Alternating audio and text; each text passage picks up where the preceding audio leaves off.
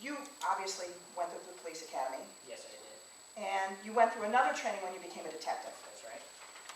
There are a lot of different things you learn in the police academy. I'm not going to cover all of them, but one of the things that you learn is something about Illinois law. Yeah. I mean, you have to know what you can charge somebody with, obviously. Yes. What the elements of an offense are. Yeah. And you also learn about what is called in the law affirmative defenses, correct? Yeah, I'm familiar with what you're talking about. Okay. And there are a number of different affirmative defenses, but the one I'd like to concentrate on right now is an affirmative defense called self-defense. I know of the concept. Okay. And under Illinois law, and I think pretty much any place in the country, a person has a right to use deadly force to save their own life. That's right. If someone tried to shoot you, you could shoot them. I would. If someone tried to shoot your children or your sisters, you could shoot them. That's right. And if someone is acting in self-defense, they haven't committed a crime at all. Yeah. Now I go back. You see what I mean? So I've turned him into my expert. And why the statement started where it did. And, you know, what's he going to do? Say he doesn't believe in self-defense? He's not going to do that. So think about that too. You can take these witnesses and co-opt them and make them your own. Right? That's kind of fun to do. Okay. So let's talk about written statements that are court-recorded, tape-recorded, videotaped, you know, that are better, okay? Obviously, questions that are not asked would work with this too. What I just talked about, that would work as well. Usually, you don't see a transcribed, that is like court-reported confession, something like that. The court reporter doesn't come in when the defendant does, right? We come in later. So you have that opportunity to talk about all the questions and answers that are not transcribed. But when you have the videos, you really want to look for pauses, exits, trips, you know, when people leave, because those are things that are not recorded that you can contest. And here's another thing. When you transcribe, we have to actually transcribe our own video statements ourselves, right? We usually, and I don't trust the other side to do it very accurately, so I want to do it myself. When you do that, you're going to end up with a bunch of questions and answers. And then what you want to do is you want to look and see how many of those questions are leading questions. As I promise you, a lot of them are. But your jury doesn't understand what that means. Okay? Now, so that means that you're going to use your cop again as your expert to inform the jury what a leading question is and how what you do is fair and how what they did was not. Okay? What's your last name, sir? Newberry. Newberry? Mind being my cop for a minute? Sure. Okay. Now, Detective Newberry, you know what a leading question is. I do. A leading question is where the answer is suggested in the question, right? That's right. And either the witness agrees or disagrees or says they don't know. Usually. Right. So, if I ask you, if I say the car was red, wasn't it? You say yes or no, or you don't know. Right. And in fact, the questions that I'm asking on cross-examination are leading questions. They are.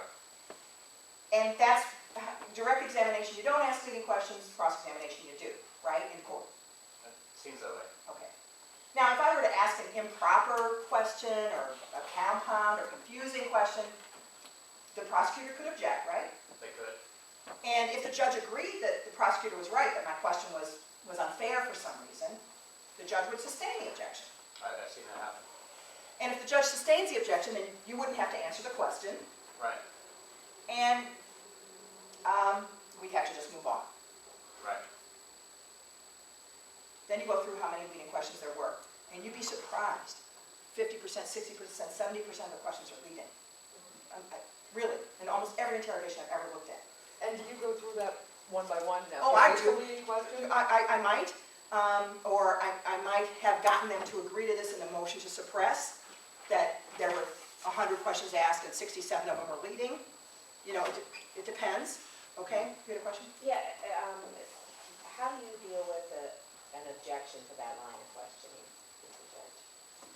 I tell Oh, I get them, I don't care. Yeah. I tell the judge, I'm gonna tie this up in just a moment, Your Honor, if you would indulge me for just one more moment. Now, when my client was in the police station, it was him, right? Right, You, I was there. the videotape, Yes, and your partner, right, and that was all. that's it. There was no prosecutor helping you ask questions. No, There was no defense lawyer objecting if any of the questions were unfair. no attorneys were there. There was no judge to make sure that the questions were fair and to handle objections. That's right. See, what I'm doing is fair because there's someone here to call the balls and the strikes. What you were doing was cheating. Okay?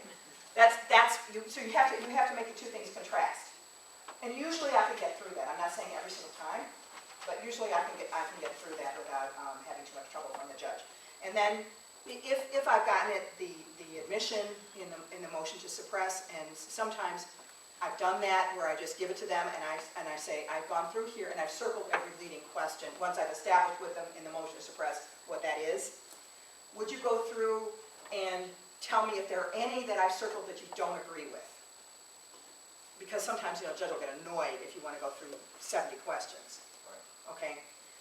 And I'll tell the judge, I've done it this way, Your Honor, just because it will take a little less time. I'm perfectly willing to ask a question about every single one. It's just that by my count of the 100 questions, 72 of them are leading, and that might take a while. And the judge is like, yeah, have a look at it, okay?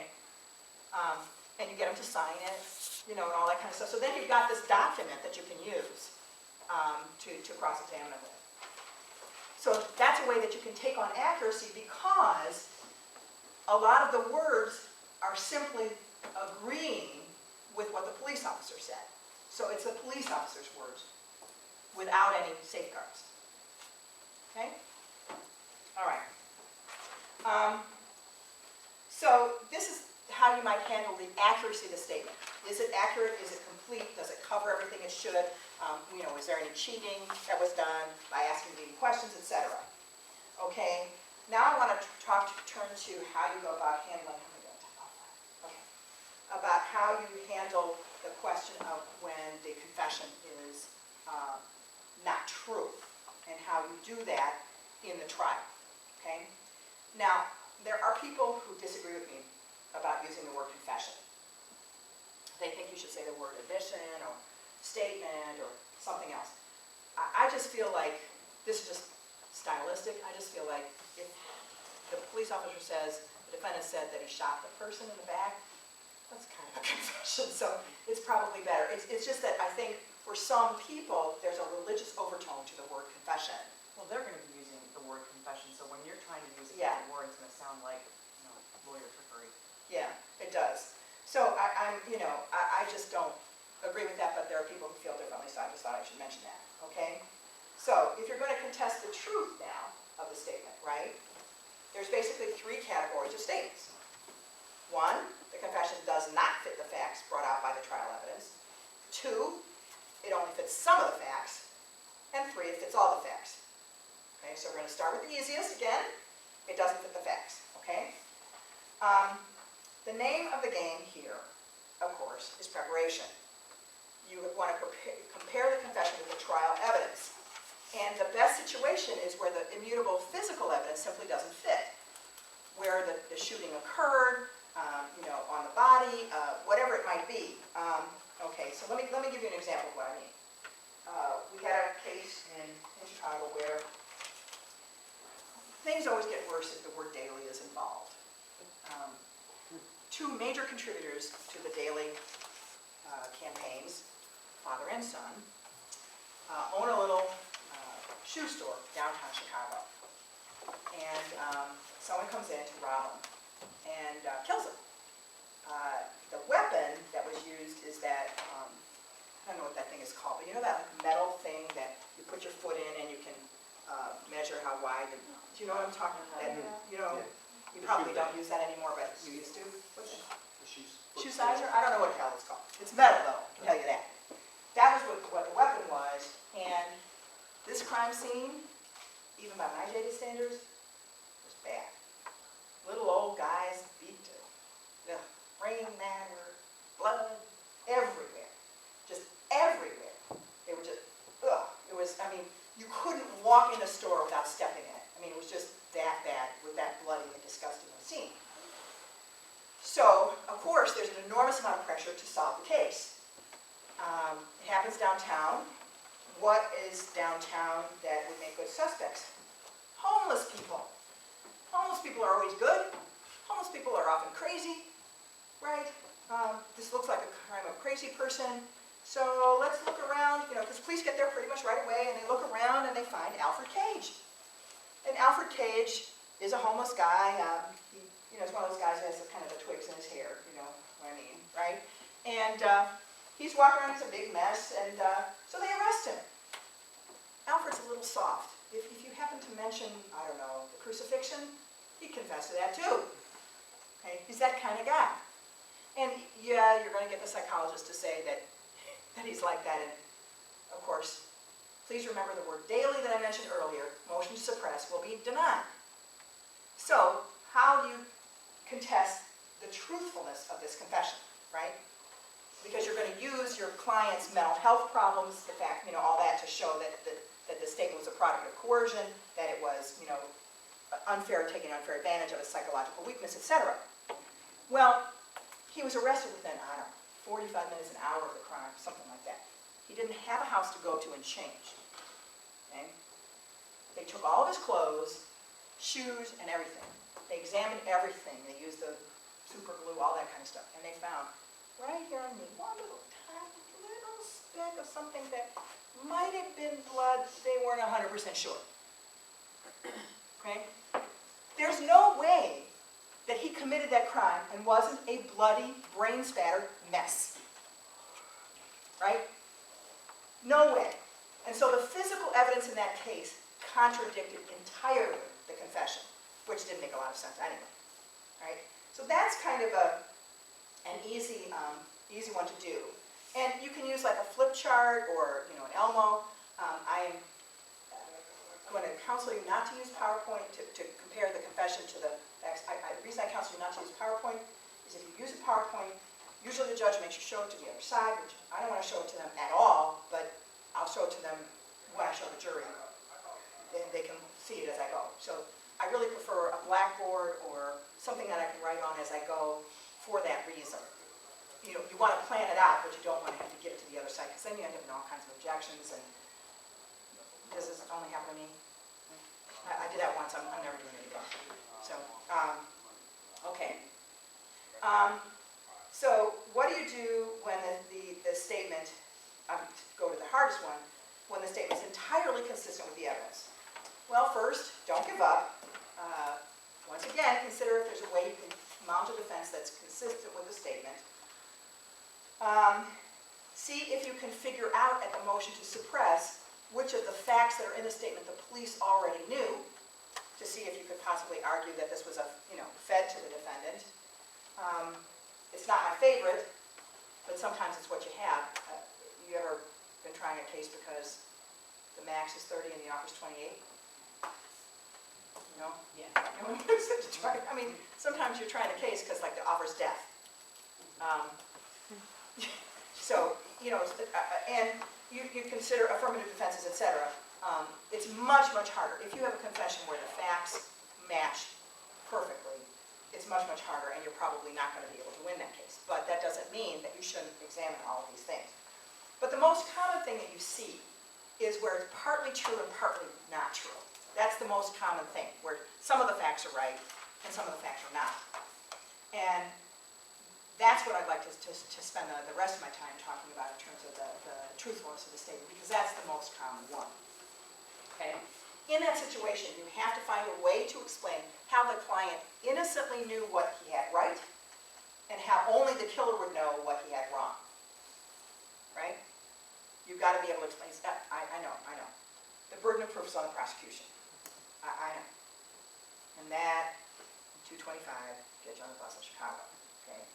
Nobody gives a damn about the burden of proof. They say that they care about it if they acquit your client later because that gives them cover, but they only do that if they really feel like they have the wrong guy. That's the only way that they do that. Okay, so let me take you back to my guy who's smoking the joint, who truncheon marks and the broken ribs, remember him? Okay, so in his confession, he had some facts that were correct. He had that the body was naked, he had the footprint, right? He had rape in there, he confessed to rape as well. And he said that the cause of death, the way that it killed her, was because I said there was like this footprint mark you could see right here, and he said that the way they killed her is, after he knocked her down, is he stomped on her neck. Okay? Now, all of those things are true. She was naked. There was a footprint here, right? Strangulation was the cause of death. All those things are true. But all of those things are explained by the original story, right? He sees the man, he goes down there and he looks, he sees this obvious naked, dead, footprint, goes, tells family. All those things you can explain innocently. He's just a witness, right? You can explain them, but it's easy to assume rape. But there are things that don't work there, okay? And this has to do with spending some time with the medical examiner's testimony in this particular case. Okay? And it was a very good medical examiner guy by the name of Donahue. One of those guys you really like. He wasn't a doctor, a police officer with a lab coat on. He was pretty straight guy, and that's why this is particularly funny. Anyway, so under the footprint, there was less than 1 centimeter of bleeding. That's inconsistent with stomping on someone to kill him, right? Where the choking actually happened was around the neck. There were not fingerprint marks that you could see, but there was bruising in the throat that you could not, right? So that's fact 1. You want 3. Remember I told you about the 3? You want 3 facts that are wrong so that you can show, you can do the 1, 2, 3. I don't know why, just 3, we found them on the land, the sea, the air. I don't know why, it just works. It just does, okay? So, you have the stomping is wrong, right? Turns out, he confesses to rape. She, in fact, was not raped, okay? So that's wrong. There's no indication that she was raped, and there's no semen, so that's wrong. That's number 2. Now, the other thing I want to do is I want to use this doctor to help me with my coercion part of the case, okay? And when her body was found, it was on a piece of plywood, and, I forgot to tell you that they found some pieces of plywood on my client's pants when they searched his house, okay? That's another interesting point, I'll tell you about that. Okay, so, it was on some plywood, and nearby there was like something that looked like a broom handle or something else that's cylindrical that was broken, that was right by the body. So when I went to go interview Dr. Donahue, you always go and interview your medical examiners. They always have something to tell you. Always take a prover. Really, you want to take somebody with you. And one of the questions I asked was it possible that that stick had anything to do, that it was a weapon and it was used in any kind of way, because it was right there in the photographs. And he said, no, because if it had been used like this, it was so splintery, there would be splinters or cuts or other kinds of things in her body. And he didn't find anything like that, right? Or if it had been used this way, there would be truncheon marks. You know, those double parallel lines you see like in a police beating case. That's what he told me. This is my expert. Right? They were really mad about that. Okay, so I just have a question on the prover. Provers are sometimes kind of scarce to me. Can you take a court conversation? you can with permission, but Actually, maybe you only need the consent of one party, you. oh, you can, but I would actually just grab a student. Really, just grab. Don't you have a local community college somewhere?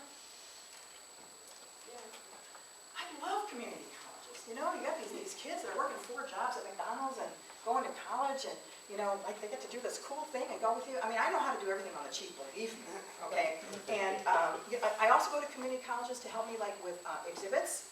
Like I'll go to the art department and help me build a model, and then I get to put I mean, it's a cool project, right? They get to help in a murder case, and then I call the student, Or I might call the teacher and the student, and the teacher's so proud, and the student's so proud, and the prosecutor doesn't know what to do with them.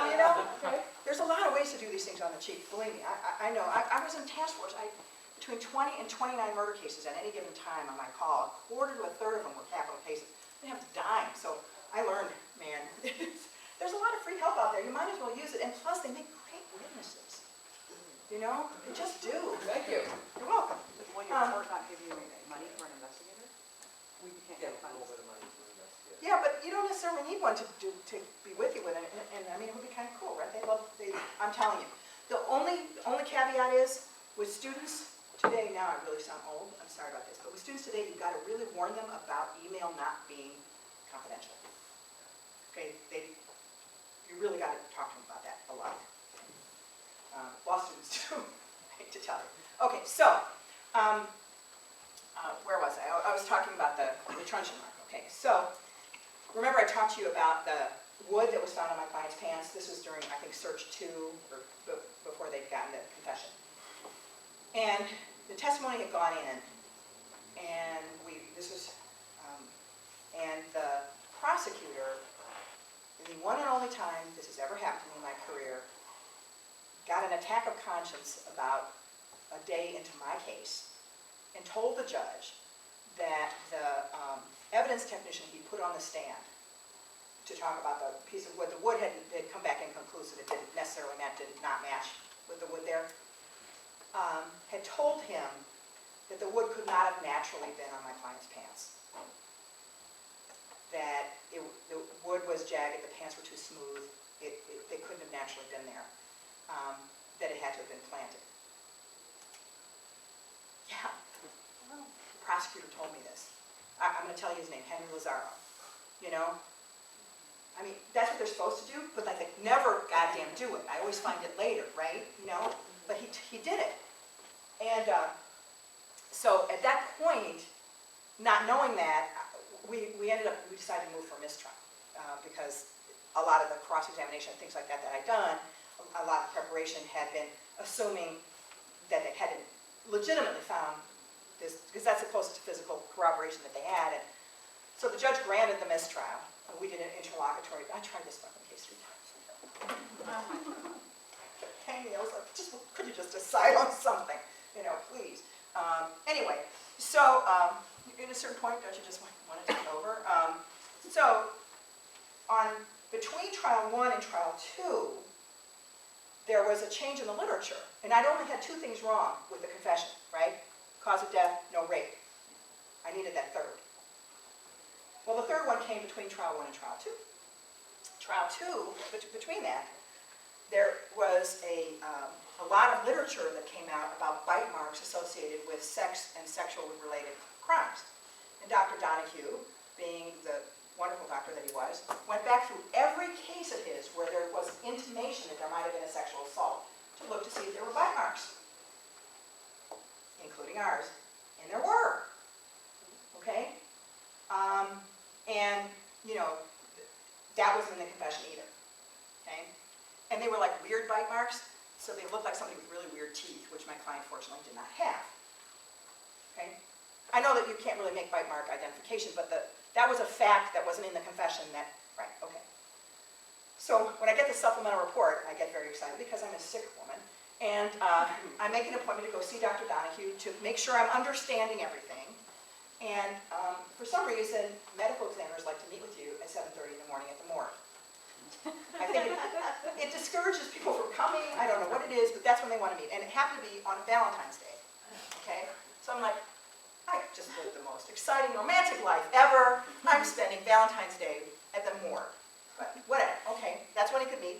He tells the prosecutors that they can come, because that's the way he is. And they don't come, but I do.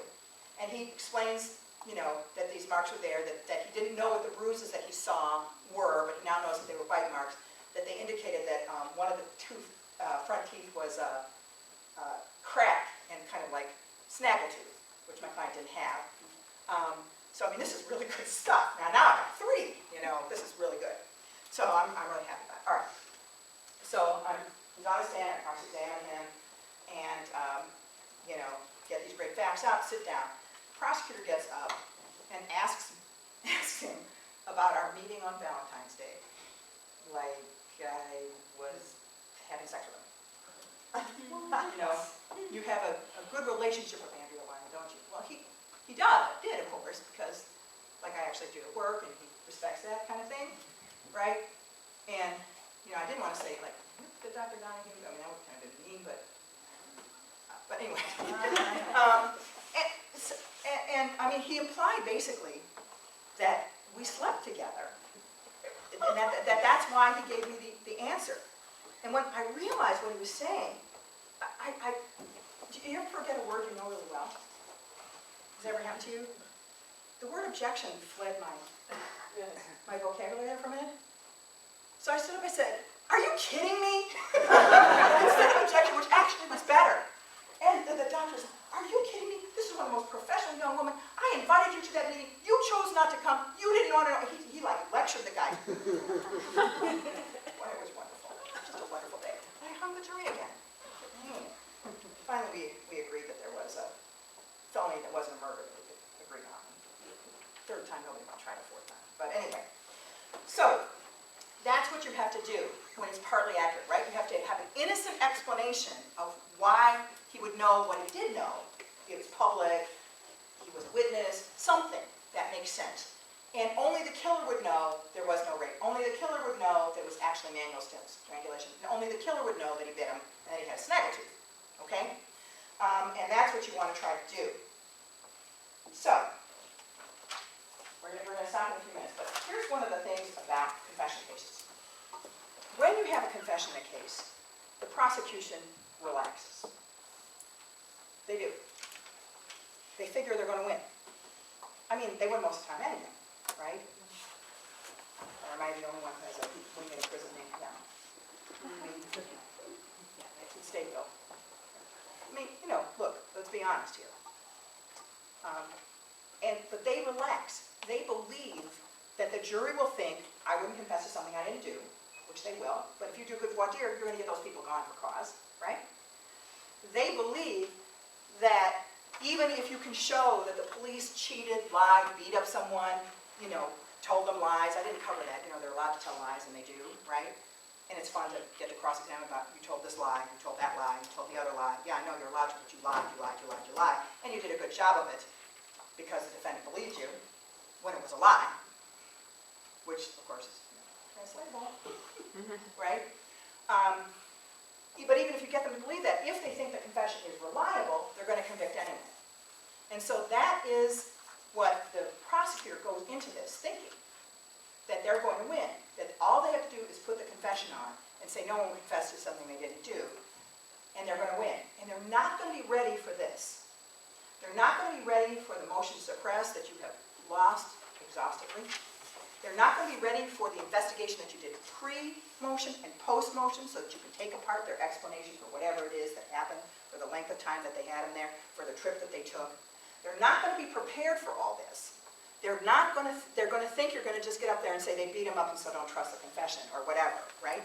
And they are not going to prepare it the way that you're going to prepare it. And I'm here to tell you this.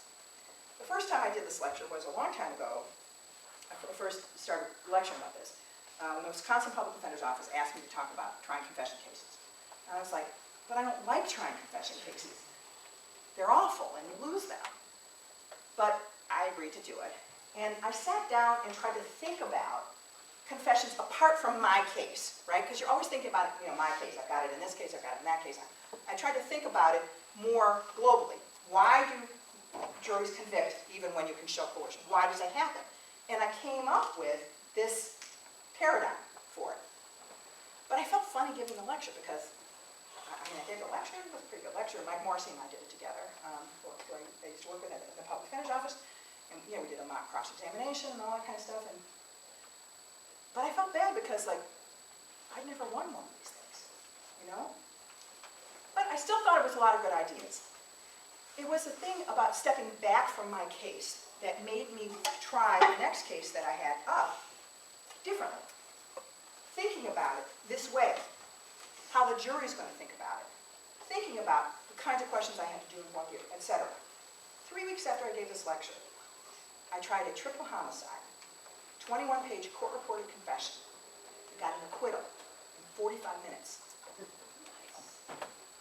telling you, if you pull back and think about this way, you can win these cases. The prosecution will be lazy, they will think that it's easy, and it's not if you do all this. So I thank you for your kind attention, and I'll see you a little later.